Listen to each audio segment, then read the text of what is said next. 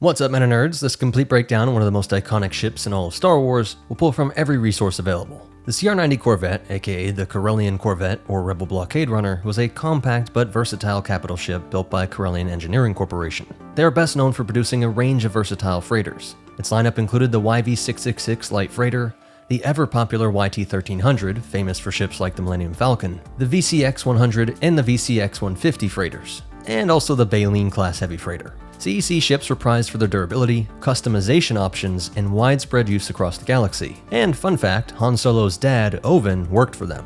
The CR90 would see action all across the galaxy, used by everyone from pirates and corporations to major naval fleets. It was in service for an impressively long time, from at least 52 BBY to 137 ABY, nearly 200 years. And like most CEC designs, it was incredibly adaptable, capable of handling everything from simple cargo transport to high-stakes diplomatic missions. At a cost of 1,200,000 credits, it was less than a third the cost of the Arquitans, or about 20 TIE fighters, and its length of 150 meters or 492 feet makes it about half the size of the Arquitans and Pelta class. At 48.6 meters or 159 feet wide, it means it was about 8 TIE fighters across, and its height of 32.6 meters or 107 feet means it's about as tall as an AT-AT with a TIE fighter and a Wookiee on top. It was built for both speed and versatility, packing some serious performance into its sleek frame. It could hit 2,100 G acceleration and cruise at 60 megalight in space, with a top atmospheric speed of 950 kilometers per hour or 590 miles per hour, which is on par with most capital ships. Powering this were 11 Gyrodyne TUR-58 high-output ion turbine engines, arranged in a trireme configuration. It also came equipped with a Class II hyperdrive, which is also standard. For energy and defenses, it ran on a Mason Branger's 7085 ionization reactor, and was shielded by the FOA Kingsmire 484J4E shield projector, rated at 400 SPD. Its hull was made from ferromagnesium ceramic, strong enough to take hits at 188 RU. The ship's sensors included 2 Pax Hostana variable array units, while navigation was handled by a Corellian chain management Navcom unit. Though we get a really interesting detail that it had only limited non-AI processing capabilities. When you see most crew numbers in the galaxy far, far away, you would think all ships have no AI processing capabilities. The CR90 was armed with 2 Tamanbak H9 dual turbolasers, one mounted dorsally and the other ventrally. Additional firepower came from 4 single H9 turbolasers, positioned on the dorsal escape pods, 2 on the port side and 2 on the starboard, which many people have pointed out how silly it is to put armaments on your escape pods, as it might draw fire to this area, but maybe it just shows they wanted those pods to have some ability to defend themselves. And as for docking and escape, the CR90 had a ventral starfighter scale landing bay, plus 8 Faberstein Logo 37S emergency escape pods. Additional firepower came from 4 single H9 turbolasers, and that's why these 4 life ships are the 4 armed Faberstein maximum capacity life ships, which were on the dorsal side for emergency evacuations. Crew size varied based on configuration, ranging from 30 to 165 personnel, but at maximum, only 7 crew members were needed to operate the ship. It could carry up to 600 passengers and had a cargo capacity of up to 3,000 metric tons, with a 1-year supply of consumables. And of course, it was built to handle long-haul missions with ease. It quickly became a favorite across the galaxy, used by both governments and private groups for a variety of roles, as its modular interior made it easy to reconfigure, allowing it to switch between different functions with minimal effort. Older models, like the CR90, could even be upgraded with retrofit kits, such as the Vanguard C20, to bring them up to CR90 specs. Thanks to its flexibility, it could be outfitted as a troop transport, light escort vessel, cargo hauler, or passenger liner. This ease of modification became a signature of CEC ships, and made the CR90 a hot commodity on the resale market. And though rarer, some did come from the factory with the ability to carry starfighters, like the Nightcaller and Constrictor. Some models also came with upgraded firepower, with as many as 8 turbolasers, 6 laser cannons, and 4 ion cannons. But its biggest weakness was an axial blind spot directly behind its engines, where none of its turrets could hit anything.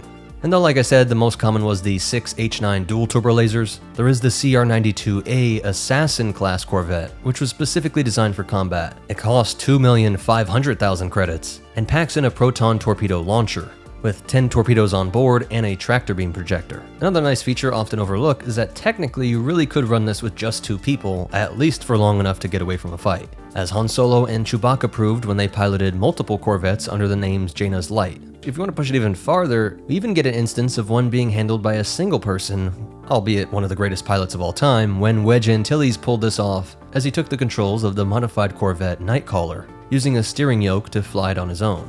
During the Clone Wars, the CR90 was already in widespread use, and one of the most famous was the Tantive IV, owned by Senator Bail Organa of Alderaan, which he used to travel to Toydaria to negotiate aid for Ryloth, which was at that time under a blockade. After the Republic fell and the Galactic Empire took over, the CR90 continued to serve in various roles. Some were even stationed at the RM Facility 4 Deep Dock at Belderon, which was under Imperial control, while Bail Organa kept using his own CR90s during his time in the Imperial Senate, subtly adding them to the early rebellion. Two of them were part of the Botejef Defense Forces, which went up against the Empire when Governor Quesel declared Botejef's secession, but Commodore Thrawn quickly put an end to the resistance, capturing Quesel aboard his own Corvette with a tractor beam. Bail Organa recovered R2-D2 and C-3PO from the rebels on Lothal using his Tantive IV, and Ahsoka Tano, operating under the name Fulcrum, used one of his ships to transport the Rodian informant Sibo after he was handed over by the rebels. As the Rebel Alliance grew, the CR90 became a staple of its fleets. Phoenix Cell, under Commander Jun Sato, had 5 of them, alongside their flagship, the Pelta-class frigate called Phoenix Home. 3 of these assisted in the rescue of Lothal rebel leader Kanan Jarrus, and after the siege of Lothal, where Phoenix Home was destroyed, Sato took command of the Liberator, one of the CR90s, as his new flagship. The Liberator, call sign Transport 1, was used in a mission to deliver relief supplies to Ibar. Unfortunately, it was destroyed on its first attempt to break the Imperial blockade. A second run, using another Corvette and the prototype B6, finally succeeded in breaking through. And later, when Phoenix Cell's base on Garrel was discovered, Admiral Cassius Constantine led an Imperial assault. The Liberator was caught in a tractor beam, but thanks to a daring intervention by the Ghost, the ship was freed and escaped. When Mon Mothma officially declared the formation of the Rebel Alliance, a fleet of CR90 Corvettes and other ships gathered at Dantooine. Shortly afterward, General Jan Dodonna led 3 CR90 Corvettes to meet Phoenix Cell and their own 3 CR90s at Atollon, preparing for an attack on the TIE Defender project on Lothal. Grand Admiral Thrawn would ambush the fleet, and in the ensuing battle, 3 of the 6 CR90s were destroyed. The survivors retreated to Phoenix Cell's base, but when Thrawn's ground forces overran the outpost, only the Liberator and 1 other CR90 managed to escape. Between 2 BBY and 4 ABY, the Corvette Candor was an active part of the Rebel fleet, serving as an arms smuggling vessel under Captain Jarder. When an Imperial attack killed Jarder, the ship's highest-ranking officer, Minister Amelin Holdo, suddenly found herself in command. She managed to get Candor to safety, proving her leadership and earning a formal promotion as its new captain. In 1 BBY, as the Alliance to Restore the Republic secured the Death Star plans, Princess Leia Organa traveled aboard the Tantive IV to bring them to Alderaan. But the ship was intercepted by Darth Vader's Star Destroyer, the Devastator, fighting it out over Tatooine. The Tantive IV attempted to flee, but a well-placed shot crippled its engines, leaving it vulnerable to Imperial boarding. During the mid-rim retreat, the Rebels' Twilight Company used the CR90 Thunderstrike as a transport until it was destroyed at Sullust, and another notable Rebel Corvette, Jaina's Light, also saw action during this war. As the rebellion geared up for its assault on the second Death Star, numerous CR90 Corvettes gathered near Sullust as part of the Alliance fleet. But when they arrived at Endor, they found themselves caught in a trap, where several Corvettes were destroyed in this battle. In the war's final days, they played a major role in the Battle of Jakku. Captain Lindsay's Corvette was heavily damaged and crash-landed on the planet, joining countless other wrecks in what became known as the Starship Graveyard. By 9 ABY, now in the New Republic era, one was deployed alongside the New Republic's X-Wing and B-Wing squadrons to assist the Skeleton Crew in fending off Silvos pirates during the invasion of At Adin, and one veteran CR90 Corvette, which had fought all the way from Scarif to Jakku, later served the Resistance. Many years after the Galactic Civil War, a former Imperial senator discovered the remains of Tantive IV, abandoned and decaying in a Yarma system hangar. Sympathetic to Leia Organa's cause, the senator restored the iconic vessel and returned it to her as a gift. It became Leia's personal flagship, stationed at the Resistance base on Agent Kloss. With limited barracks on the moon, many Resistance crew members lived and slept aboard the ship, which also doubled as a power generator for the entire base. By 35 ABY, multiple CR90 Corvettes, including the Tantive IV, were part of the massive fleet assembled by Lando to assist the Resistance in the battle against the Sith Eternal forces over Exegol. And though they fought bravely, several Corvettes, including the Tantive IV, were lost in that battle. That's for its breakdown, and as for behind-the-scenes facts, the original design actually comes from what was intended to be the Millennium Falcon, but what was rejected for being too reminiscent of Space 1999's Eagle transporter. The most obvious change was replacing the cockpit with the distinctive hammerhead, and the escape pods were moved to the lower hull, with the laser cannons being mounted where the pods had once been. and that might be why some of the lore on that was confusing.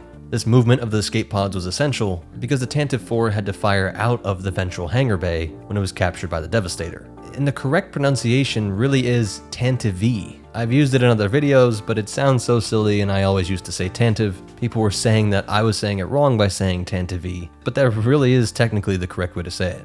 The CR70, being a more stunted version, actually comes from the early schematics of the CR90. And the Essential Guide to Warfare says that the CR70s and CR90s were the most common models used in the Imperial support fleet. So while it has become one of the most recognizable symbols of the rebellion, there is a really underappreciated aspect of just how well this served the Empire. If you made it this far, please hit that like button, subscribe so you don't miss anything, and check out these other videos, I'm sure you'll like them. But most important of all, remember, of all the New Republic's failures, perhaps the worst was not to stick the Tantive IV in a museum, and the Force will be with you, always.